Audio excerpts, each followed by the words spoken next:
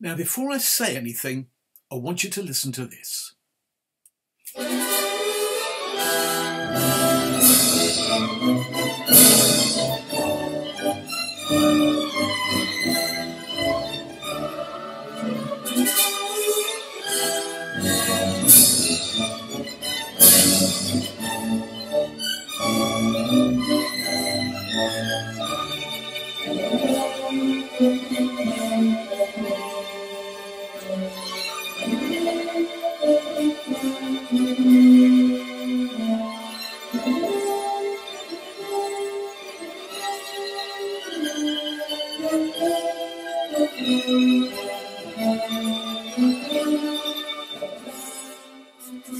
Now that's Arturo Toscanini conducting the NBC Symphony Orchestra in the music of Wagner, the prelude to the third act of his opera Lohengrin.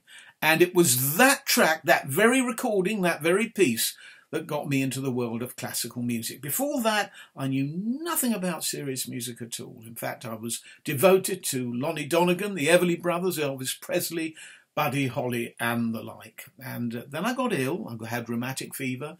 I was bedbound for quite a few months. And my grandfather had gone to America. He came back with a double album called 50 Years of Music America Loves Best. It was on the RCA Victor label. And it alternated jazz, popular and classical tracks. And I was only interested really in the popular and jazz music, and the classical music didn't mean much to me at the time, although the artists represented included Horowitz, Heifetz, Rubinstein, Jose Iturbi, and when I came to it, this Toscanini Wagner track. Well, I was immediately transfixed. Wagner, what must the rest of his music sound like if this prelude sounds so exciting? And Toscanini, I don't know, I was immediately aware, instantly aware of what he was doing with the music, but because as far as I was concerned, if the music was written like that, that's how it should sound. I soon realised just how wrong that is when I heard other recordings of that same prelude. I was into aircraft at the time. I wanted to be a pilot, and the Hawker Hunter was the great fighter plane in Britain at the time, and it was like a Hunter taking off at top speed, whereas other versions were a bit like a tiger moth just about managing to get into the air. But never mind, Toscanini, great. And Wagner, the next record I got, I saved up my pocket money and got an LP on the Decca Ace of Clubs label, devoted to Wagner, the Vienna Philharmonic Orchestra, conducted by Hans Knappersbusch. It was the Overture and Venusberg music, and the Flying Dutchman Overture, and a very slow but imposing Ride of the Valkyries. Well, I loved this record, although the world was completely different to the world of Toscanini's Wagner. I immersed myself in it, and from there on I investigated Klemperer, Kemper, Furtwängler, and all manner of conductors in Wagner, and became quite a Wagnerite, and to some extent I still am.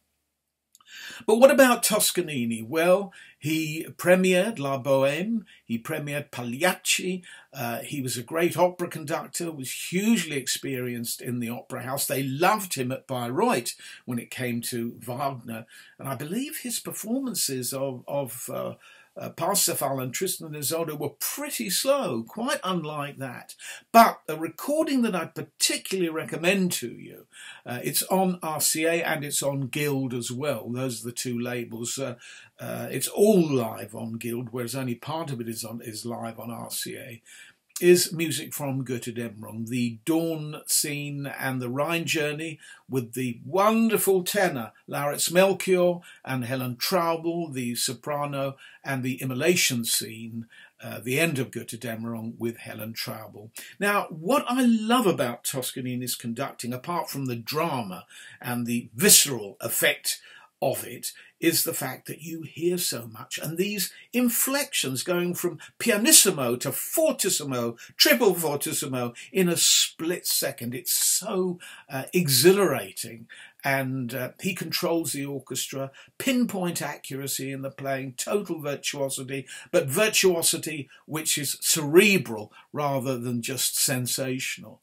And when it comes to Wagner, as I say, he's quite wonderful. There's a complete Meistersinger with him, not very good sound, with the Vienna Philharmonic and some fine singers of the periods from the 1930s. But I think these NBC recordings really give you a taste of what he must have been like in his prime. I'd also recommend Beethoven under Toscanini. There are 2 complete cycles of the symphonies. Nobody played the end of the Funeral March from the Eroica like he did. He really got the music to sing. And when it comes to the 5th Symphony, the transition from the end of the scherzo into the beginning of the finale, with those ominous drum taps imitating the 4-note motive, and that explosive arrival of the finale is broader than most German conductors. The 1939 recording on RCA is the one you want to go for. So Toscanini, he was my introduction to great conducting. Furtwängler came soon afterwards, but I would recommend you investigate his performances, no matter how you do it, by streaming, by going on Spotify, or the iPlayer, whatever it is. He was one of the truly great conductors. Thank you for watching.